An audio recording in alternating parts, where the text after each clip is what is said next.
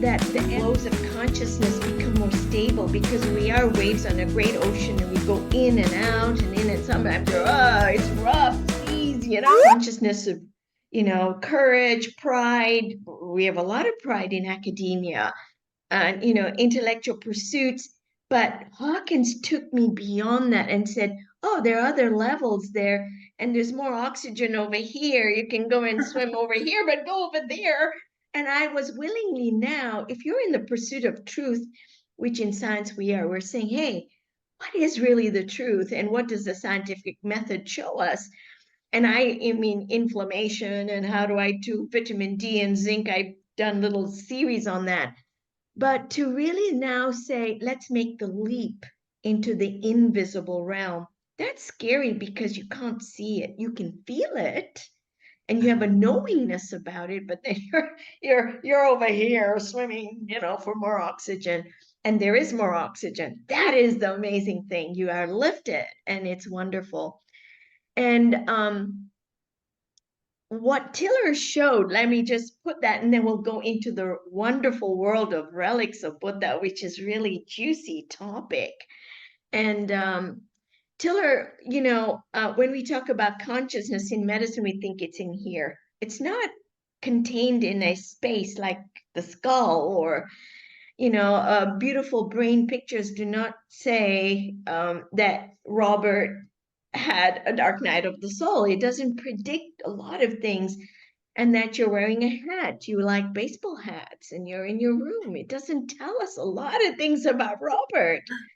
Or that Nisha is drinking chaga coffee right now, and so cheers.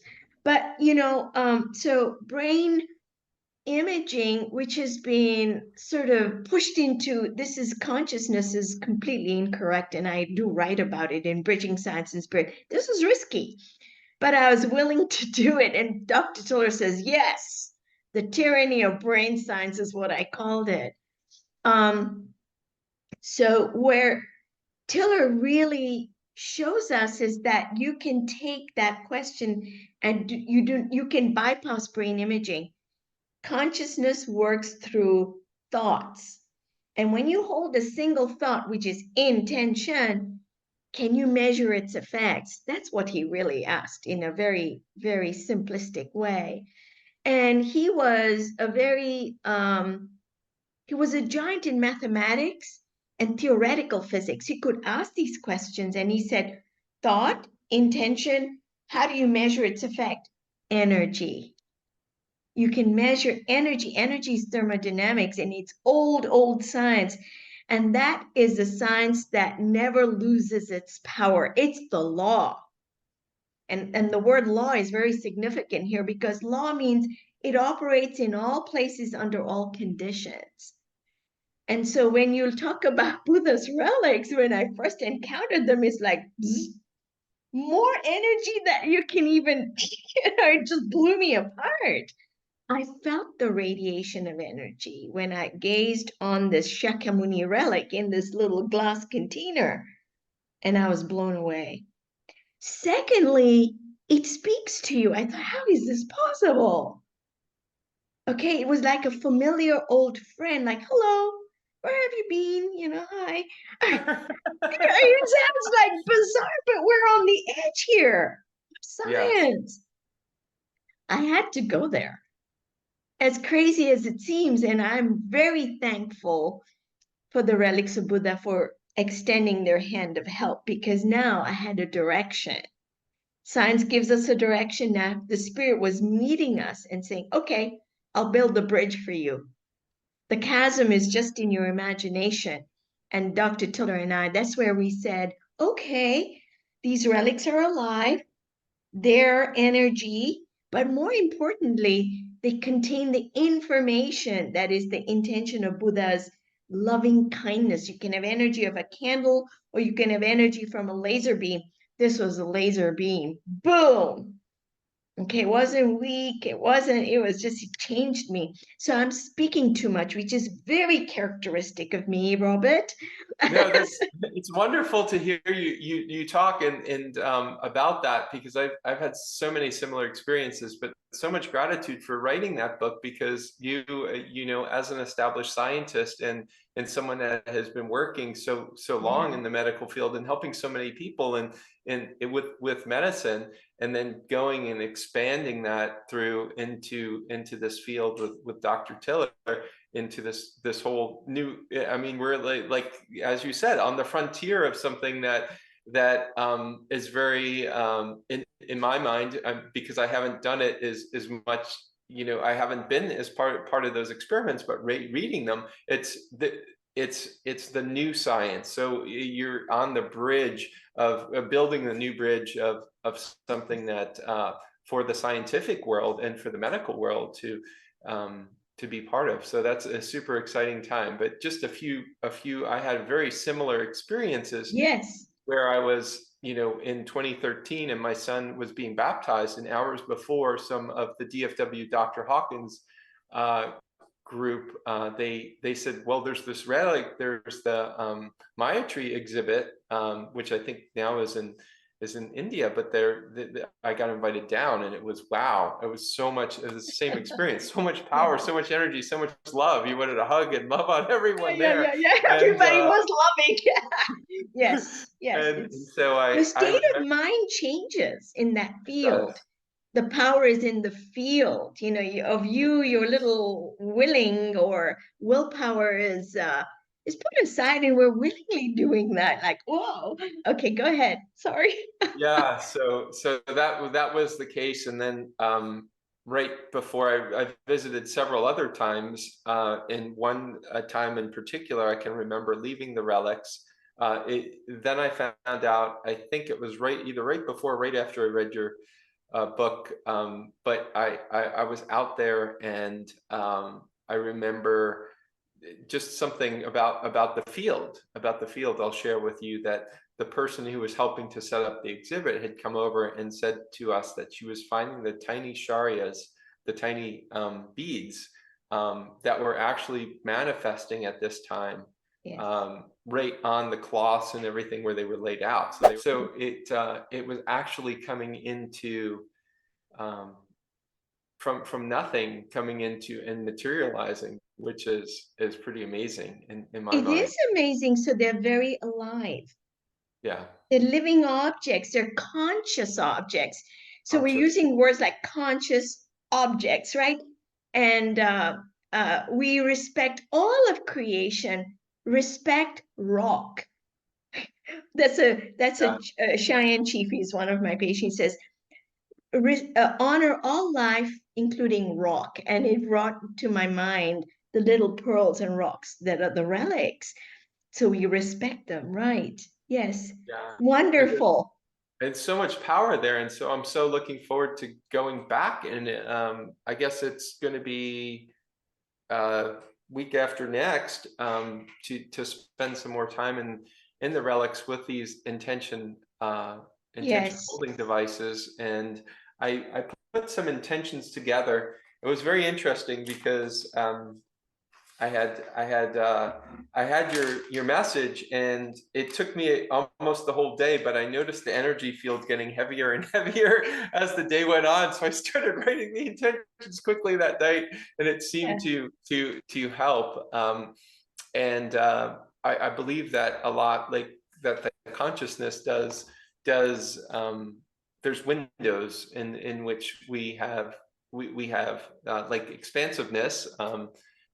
Coming into this call, I could feel that today after meditation, and then there's also windows like when we're in the relics where this energy is very high.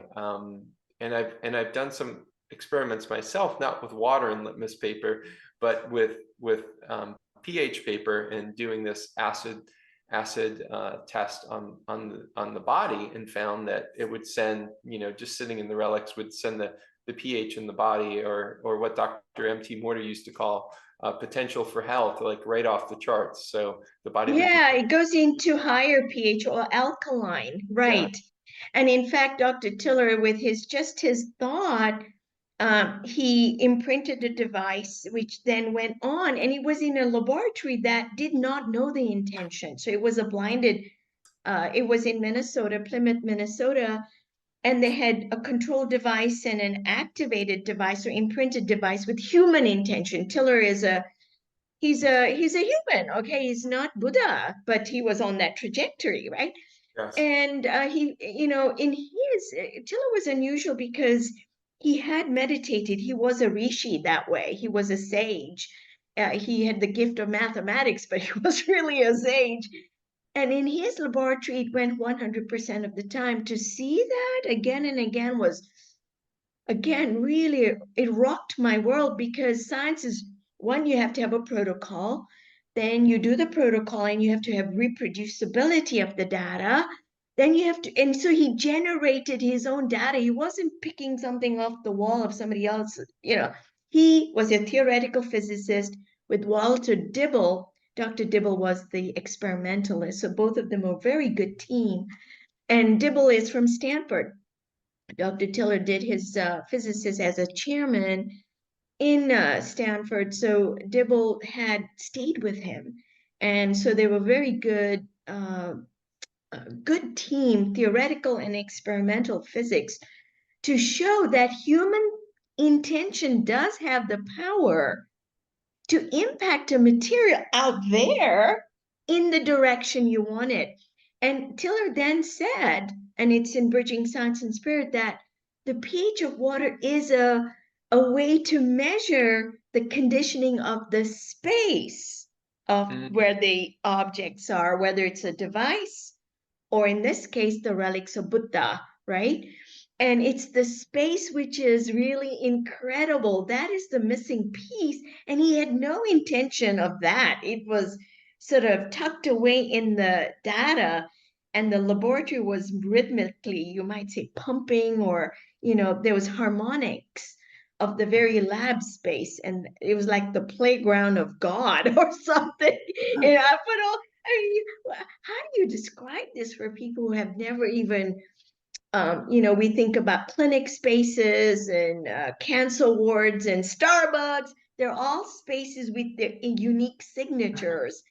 And I think what we're reaching for, Robert, is to say that every space has the potential to be sacred. Yes. Every space, every, I was going to use the bad word, damn spaces. But it's true, and so we create healing spaces. And in hospitals, we're not that successful. We think putting a picture on the wall and cutting a window out the wall, have a tree out, it's okay, but it doesn't go far enough. And what Tiller is showing here is you create a field, that space is a field. Wow, now it has the power to change the material inside that space. That's what we are feeling. Yeah. Yeah, Dr. Nisha, that's what's amazing, and that's why I think we seek out, if we don't know about the Buddha relics, we seek out the cathedrals, or we seek out the churches where there've been prayers for generations, and we seek out those places sometimes unknowingly where it feels good, like maybe a meditation, a Buddhist meditation center, or a group yoga class in somewhat of a sacred setting, and so that's the wonderful aspect. And because you all have brought this, the science of this, I'm believing that there's some upside to now this research going out and consciously starting to condition spaces, healing spaces. I know of a few healers that are looking at that from a sacred geometry code, Yes. and building places that are in high energy, what Dr. Hawkins had called those high energy centers or points on the earth, like we know of them like the Great Pyramids or Machu Picchu or other Yes. places where the energy is just at a higher state there. And as Yes. I think, as we begin to evolve, we certainly, I know, at first it's a little bit of a shock. You start to feel energies in places that you used to think like, Yeah. oh, I didn't think anything was that, but then you start to sense and feel the energies especially with that energetic work and Kundalini energy starting to rise, then you're more sensitive, or you're more of you've turned on more of your sensory fibers to sense and feel that, which is amazing. Where do you think this will go with the information we have now, and the UEDs to IHDs, and where do you think the progression of this is headed? And the Buddha's relics are a tool to take us home. When I saw the relics for the first time, I was home. I went back to Mayo Clinic, and by golly, I couldn't function.